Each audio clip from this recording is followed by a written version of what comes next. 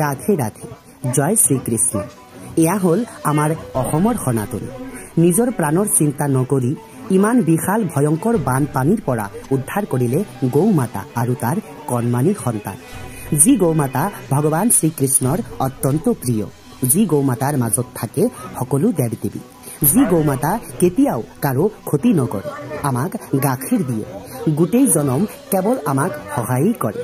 সেই শান্ত প্ৰকৃতিৰ গৃহপালিত পশুক নিজৰ প্ৰাণৰ চিন্তা বাদ দি ইমান ভয়ংকৰ বিশাল বানপানীৰ পৰা উদ্ধাৰ কৰিলে এইজন সাহসী বীৰ পুৰুষে।